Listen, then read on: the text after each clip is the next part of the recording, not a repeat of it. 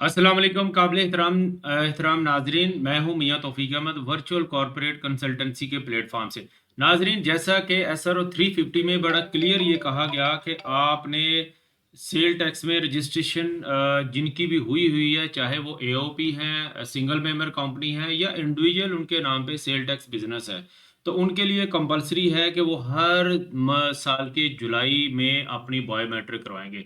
नाजरीन, ये बहुत ज़रूरी हुआ है क्योंकि फैक बिजनेसेस बहुत ज़्यादा हैं, फैक इनवाइसेस का बहुत ज़्यादा मामला है। तो जो बंदा, इवन ये भी है कि लोगों की डेथ हो चुकी है और उनके बाद उनके लवाहिकीन है या कोई भी मेंबर्स हैं तो वो उनके नाम पे बिजनेस से रिपोर्ट हो रहे हैं और कभी इशू आ जाए तो पता चलता है जी बंदा ही नहीं है। तो इसके लिए बहुत अच्छा उन्होंने किया कि बायोमेट्रिक बायोमेट्रिक मतलब बंदा जिंदा तो है, वो ओन तो कर रहा है, उसको ट्रेस तो किया जा सकता है। तो ये नादरा ई सहूलत से या नादरा ऑफिस से जाके बायोमेट्रिक हो रही है। इसका मैं लास्ट में आपको लेटर भी शो करता हूँ। पहले ये इसका टाइम जुलाई तक था, फिर एक माह की एक्सटेंशन आई तो 31 अगस्त डेट हो गई और अभी फिर एक एक्सटेंशन आ गई है तो 30 सितंबर तक है।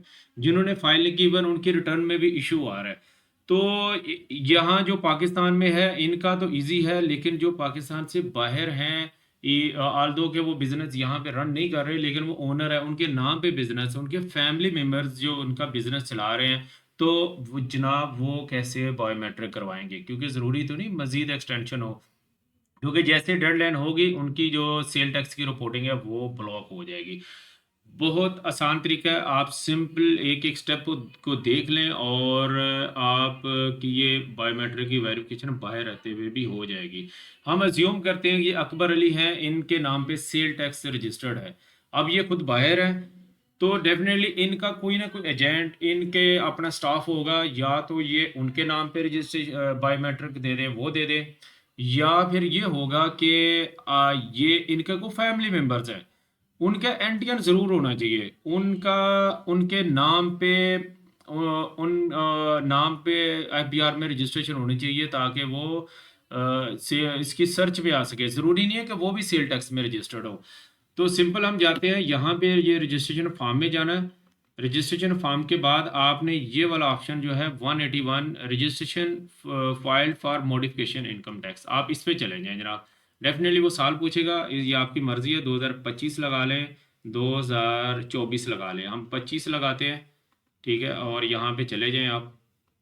यहाँ पे जाने के बाद नाजरीन, यहाँ पे ये लिंक्स में जाना आपने, ये मुख्तलिफ टैब्स हैं, पर्सनल बायोडाटा होता है, आपने ये लिंक्स में जाना है। लिंक्स में जाने के बाद ये जो प्लस का निशान है यहाँ पे, ये आ भी रहा है ऐड न्यू पर्सन लिंक, कि इस बंदे का किसके साथ लिंक है। यहाँ पे जाने के बाद नाजरीन ये जो ऑप्शंस हैं मुख्तलिफ हैं, यहाँ पे आने में सबसे जो बेस्ट है वो ये है लीगल रिप्रेजेंटेटिव। ये आप अपने वकील को भी सिलेक्ट कर सकते हैं, लेकिन इससे बेहतर जो मैं जो लेने जा रहा हूँ कि आपका फैमिली मेंबर्स भी हो सकता है, वो ये है representative under section 172 of the IT income tax ordinance 2001। अगर आप इसकी स्टडी करें तो इसमें आप अपनी लीगल क्रॉसपॉन्डिंग के लिए, आप अपनी वेरिफिकेशन के लिए, आप किसी भी किस्म की FBR में क्रॉसपॉन्डिंग के लिए अपने किसी फैमिली मेम्बर्स को, अपने दोस्त को नामजद कर सकते हैं। तो जनाब यहाँ से सिंपल जाना सेलेक्ट करना है और यहाँ से आप बाई नेम भी सर्च कर सकते हैं। नहीं, बाई नेम सर्च करना बहुत मुश्किल है, आप सिंपल उसका CNIC लिखे। मैंने एक CNIC फर्जी तौर पे यहाँ पे लिख के रखा हुआ है, ये CNIC आप इधर लिखें, और CNIC नंबर जिन लोग अक्सर लिखते हैं तो डैश डाल देते हैं या स्पेस डाल देते हैं, तो आपने पूरे का पूरा CNIC लिखना, इसमें डैश वगैरह नहीं डालने। तो यहाँ पे जनाब सर्च कर ले। अब सर्च करने के बाद जैसे कि ये ताहिर नदीम साहब हैं, ठीक है, तो इनका CNIC आप इसको सिलेक्ट कर लें। सिलेक्ट करने के बाद ये डेट भी आप लिख सकते हैं, जैसे कि आज की डेट से हम आपका इसको लिंक कर रहे हैं तो ये डेट लिखें। डेट लिखने के बाद इस यहाँ से जब आप ओके करेंगे तो क्या होगा, आपकी प्रोफाइल के साथ ये मिस्टर ताहिर नदीम साहब लिंक हो जाएंगे। ये आपकी बायोमेट्रिक, ये जब लिंक हो जाएगा, सेव हो जाएगा, मैं कर नहीं रहा क्योंकि ताहिर साहब को भी एक नोटिफिकेशन चला जाएगा और वो इसको रिजेक्ट ना करें। तो ताहिर नदीम साहब फिर क्या करेंगे कि आप किसी भी नादरा ई सहूलत जाए तो जैसे बायोमेट्रिक आपने करानी थी, जैसे मिस्टर अकबर अली ने करानी थी, ये ताहिर नदीम साहब अपनी बायोमेट्रिक GST की करवाएंगे। इसके करवाने के बाद इसकी वेरिफिकेशन हो जाएगी। अच्छा, साथ ये भी है कि ताहिर नदीम साहब ऐसे नहीं है कि लाइफ टाइम ये बॉन्ड रहेंगे कि उनकी इनके साथ लिंक हो गई है। सिंपली वो जब आप समझें कि वो वापस आ गए हैं या ताहिर नदीम साहब के साथ इनका लिंक अब ख़त्म हो गया, तो सेम वापस इसी तरह 181 फॉर्म में आए जाएं और यहाँ से जाके उसको रिमूव कर दें।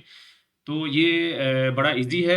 आप अपनी बायोमेट्रिक काइंडली लेट ना करें और इस तरीके को अडॉप्ट करते हुए अपने जो बिजनेस है उनको ना सिर्फ सिक्योर करें, उनको रजिस्टर्ड करें ताकि किसी भी किस्म की रिस्ट्रिक्शन और ब्लॉकेज ना आए।